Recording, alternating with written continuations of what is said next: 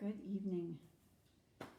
I'm going to hang out just for a few minutes to see if I'm going to get some people on based on what I put in the comments, or not comments, what I put as a heading to this little talk. I'm going to try to keep it short. I always say that though, and it doesn't seem to happen. So I'm going to wait just a few minutes here, see if we can build a little bit of an audience. Yeah, it's a beautiful night. If you're here in Michigan, you know that. We got some Indian summer, which has been really cool. Somebody just came on. Hey Crystal, how are you tonight? Good to see you.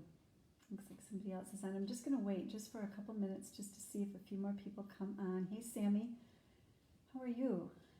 Good to see you, or sort of see you.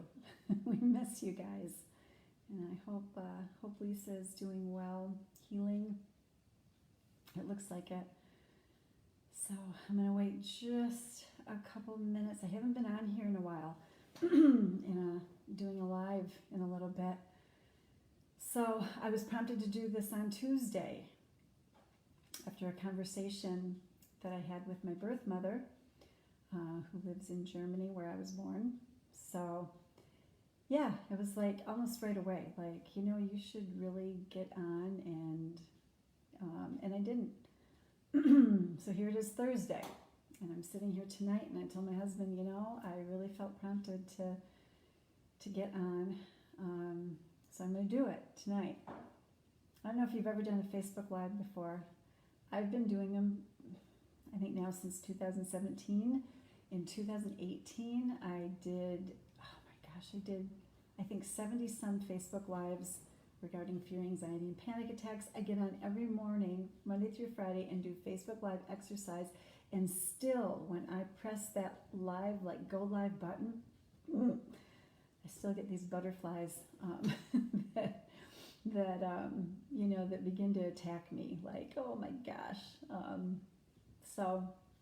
But it looks like there's a couple of people on, so people can watch the replay of this too. So I'm going to try to be brief, because when you're talking about forgiveness, forgiving people, not blaming people anymore, letting go of things, like all the things that I put in the heading. I can't, are you ready to forgive, let go, not hold a grudge, anymore? I mean, you could talk, oh my goodness, you could talk a long time about that, the different facets of that.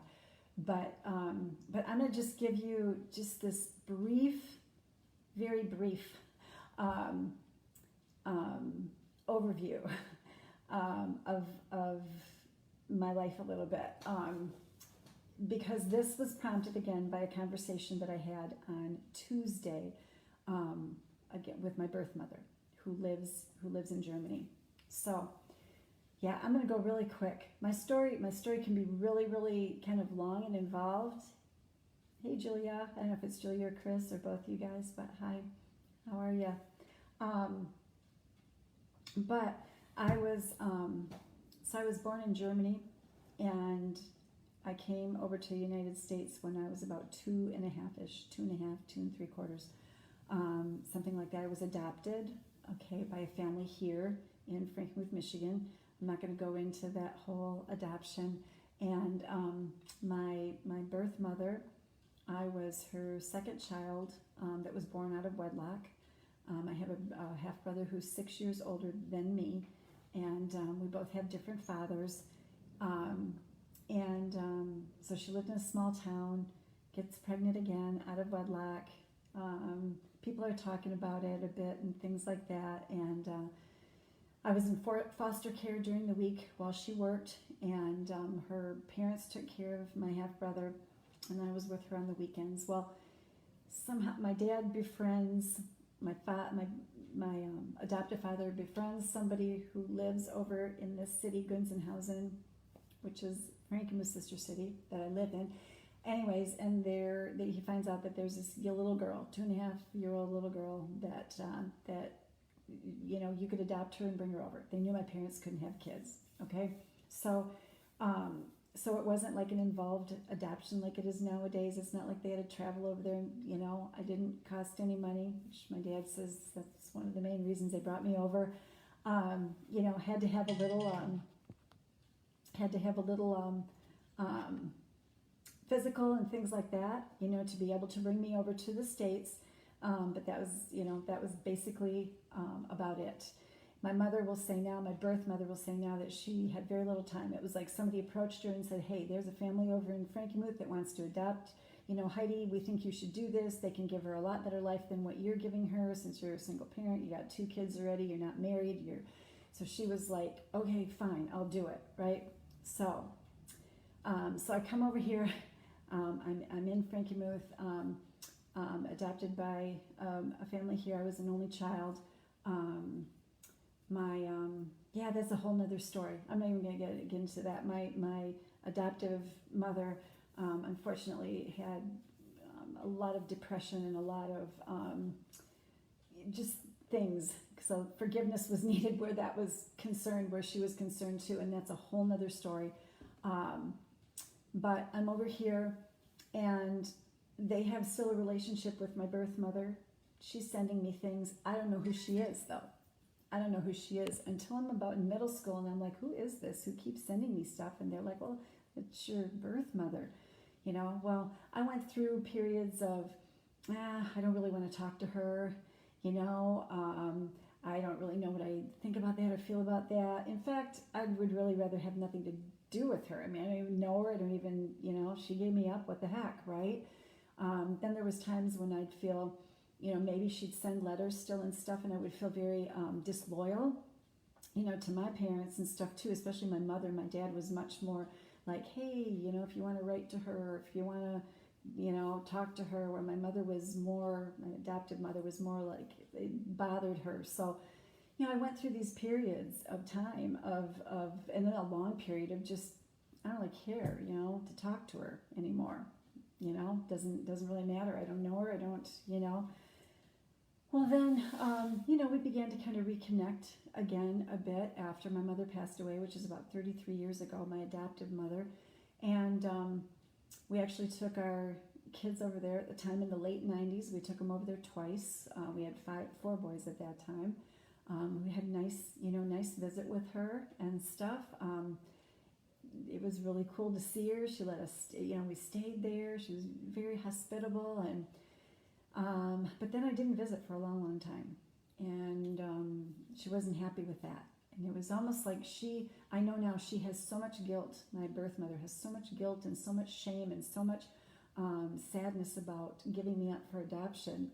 And I think a lot of times she would put it on me. She would write me letters, and you don't come visit me ever, and my brother's children come from California and visit, and so it was almost like, you're getting mad at me. Like, I'm thinking, you gave me up for adoption, and you're mad because I'm not, I've come to visit you, but you're, so the emotions at times have been like up and down and up and down, and oftentimes I've talked to people, about it a little bit, to be like, man, I don't know what to do. And I've had people tell me, gosh, I'm so sorry, I keep getting texts here.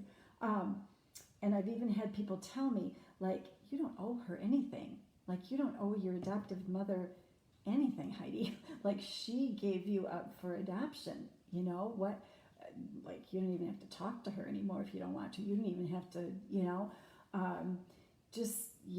like, I mean, you're there, you're here in the States, she's in Germany. I mean, that was her choice. I've had people say that to me. That was her choice. I mean, she gave you up and, had her mother raise your brother. So, so was resigned kind of to think about that too, like, yeah, really, what the heck? But things kind of changed, and I thought, I don't like feeling like that.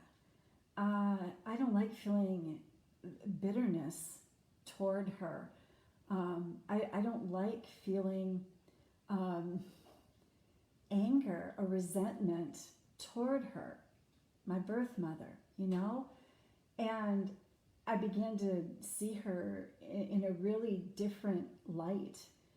And we went back over there in 2016, and we took our youngest son, who wasn't real young then, but he hadn't been over there yet. And at first it was a real different meeting.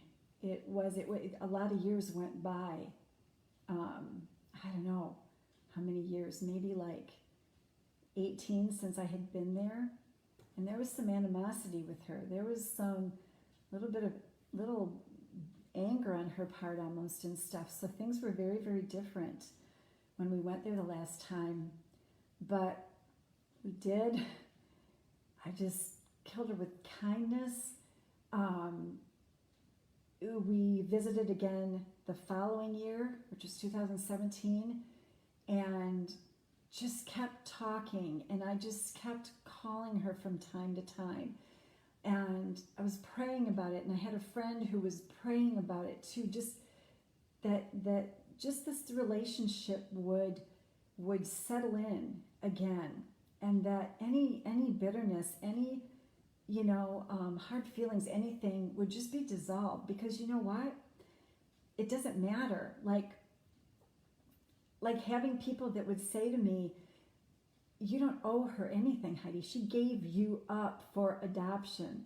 I had a Christian counselor at one point when I was going through some anxiety and fear and years ago say to me, which I had never thought before. A Christian counselor said to me, "Why did she keep your brother, who was 6 years older? Why did she keep your brother and she gave you up?" And I thought to myself, I have never thought of that before. But totally opened up another can of worms with me and was like, really? Like what? Like, yeah, I don't owe her anything. But that's not the way life is, and that's not the way life is supposed to be. And I just kept calling her, maybe once a month after we had visited in 2017, which was a nice visit. But still there are just things sometimes, and again, I just feel like at times she blames herself so much, which she said that it's a decision that my mother regrets to this day, giving me up. No, I'm glad I'm here. Got an amazing husband, absolutely fabulous sons, daughters-in-law, grandbabies. This is where God wanted me, right? But she deals with so much guilt and so much shame and so much regret. And I had to see that. And sometimes she projected it on me. It's like, like I can't get rid of it. I can't in myself, so I'm going to project it on you, right? So I had to see that, and I had to see her heart, that she had a good heart. And I had to recognize the fact that now she's by herself. Her husband passed away like 7 years ago. She had a dog who she dearly loved who passed away, I think, like 2 years ago. She hasn't kept herself like with people. She doesn't go to church or, isn't really a social person or whatever. So she's truly alone at 89 years old. Like truly, truly alone. And for the past year and a half, every time I get off the phone with her, I call her once a week. You can say I don't owe her anything, but I kind of owe her my life. I could have been an aborted baby. I could be not here right now. I was the second child born out of wedlock. We didn't have the same fathers. My father was an American soldier who left and said, "I'll be back," and never came back, right? I could not be here. But at least she chose to give me life. She chose to give me life. And then she chose what she thought was going to be a better life, I don't know, because I never grew up there, right? So, I know things are good. I've got to, but so it's like you can say, boy, you don't owe her anything, but I do. And I owe her love, and I owe her grace. We all need grace. And so for the last year and a half, I've been talking to her every week. I just call her every single week. Sometimes it stretches a little bit more. We talk for maybe 15-ish minutes. She doesn't talk for a long, long time. But at the end of every conversation in the last year and a half, she's crying by the end of the conversation, when she says goodbye, and she lets me know how grateful she is that I have a wonderful husband and a great family, and that how often she thinks of me all the time. And she'll say sometimes, don't forget I'm your mother. Don't forget I gave birth to you. Don't forget. And this all leads up to the conversation that I had with her on Tuesday. And at the very end of that conversation, she said, I'm so grateful. Obviously, she's talking in German. She doesn't talk English, so we talk German together. But she says, I'm so grateful that you're not mad at me. I am so glad that you're not mad at me. And I was like, no, I'm not mad at you. She said, I'm so grateful that you still think about me. I'm so grateful that you call me, that you think enough of me, that you call me. I mean, it brought me to tears. She's always in tears at the end, but this was the first time that she had said like those exact words to me. And I thought, wow, how often, how easily I could have held that grudge. How easily I could have listened to somebody that said, and there were times when I thought that in my mind. There were stretches of times, years, that I kind of didn't talk to her a whole lot and stuff, right? That I kind of took to heart to say, maybe I don't know her anything. It's just complicated. It's just complicated, I didn't grow up with her. I don't have the same feelings about her. I really don't have to talk to her anymore. There were times when I thought that. I thought, it'd be easier just to completely cut ties with her. Like, right? But it's like, no. The calls every week bring her such joy, and a life that she's been living in such shame and such guilt and remorse that she's had to live with, and she's lived with it all these years.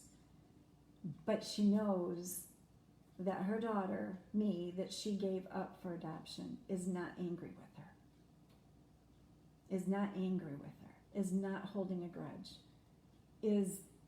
cares about her deeply. Man, if I could be there more often. My half-brother comes, like maybe once a month to help her out with things that she needs help with, lawn and stuff. But lately she's just like, I'm so lonely, Heidi. I'm so lonely, And you could think, well, you haven't made a lot of connections. You haven't really, We're so inclined to look around us and think like, that's not my problem. It's easy to do that sometimes. It's easy to walk away from it and not get involved. But I'm so grateful that I did. And I don't know, I just feel like somebody needs to hear this. Like there's somebody that's watching now or that's going to watch the replay that has held a grudge with somebody, that has not forgiven somebody, that has not let go of something, or that has had this nudging to call a certain somebody that maybe did you wrong, that maybe did something that has hurt you, or that wounded you, or that didn't turn out the best, or whatever it is, and you're just withholding. You're like withholding, but with that withholding, you've got bitterness, and you've got some anger, and you're holding a grudge against that person. And yeah, it might be hurting that person too, but it's hurting you as well. It's easy. It's really easy just to pick up that phone. You might think it's not, or just to talk to that person and just tell them, man, I was just thinking about you, or I've been thinking about you for years, or you know what, we've got to patch things up here between us, whatever it is that you need to do, you know, like just do it. Like just do it. You don't know what that's going to do for you and for the other person. I'm telling you, it touched my heart so much when she said that this week. And, you know, there's been times when she said through the last 3 or 4 years, like, I don't think that I want you to come anymore. I'm getting old. And I mean, she lives by herself. She's going to be 90 in February. She's in relatively good health. I mean, she still walks in the morning, you know, slowly, but to her, she needs to go to the pharmacy or things like that. But she said, I don't think I would, you know, it's too much for me to ever, you know. And now she's going, you know, the last probably 6 months, 8 months, she's saying, let's see what happens next year. You know, let's see what happens. You know, like, in her way, I want you to come back again. You know, oh, I wish I had it. I don't know if I have it. I have to, but she sent me a card 2 weeks ago, just a card. And inside of it, she wrote it in Germany, she wrote it in English. I wish you was in Germany. That was it. I wish you was in Germany. I forgot about that. I even forgot about that. Just warms my heart, like I want to cry right now. Just, you know. So I don't know who's watching this now or who's going to watch it, you know, replay, but some of you are, somebody is, who's got that person that you need to just make amends with. That's got that person that you just need to be the one that's going to say, I'm going to start calling. I'm going to go over there. I'm going to write a letter. I'm going to, whatever it is. You know, I'm going to be the one who's going to do something about this relationship that maybe has been severed or whatever. You don't know the joy that you can bring to somebody. You don't know the joy that you can bring to somebody if you would do that. So, anyways, it's a bigger story than what I said tonight that involves my little, you know, adoption and, you know, my life here and stuff. But that's the crux of what I wanted to share tonight, and is just let it go, you know. Just forgive. Call that person, you know. It's just cool. Pray about it before you do, you know. Pray about it. Ask the Lord, you know, I'm going to take a leap. I'm going to take a step of faith, and I'm going to call this person. I'm going to write to this person. I'm going to step out again. I need to, man, it's been on my heart and it's been on my mind, and I just need to do it. Just pray about it, you know, because God's done some amazing things with regard to myself and my birth mother. You know, some amazing, amazing things. And he can do the same for you. He can do the same for you. So anyway, that's kind of it tonight. Just wanted to share that, and I just pray that it maybe touches somebody's heart, and that you'll reach out and touch somebody else's heart that you've been wanting to touch. So have a good night. Have a really good night. Thanks for watching and listening.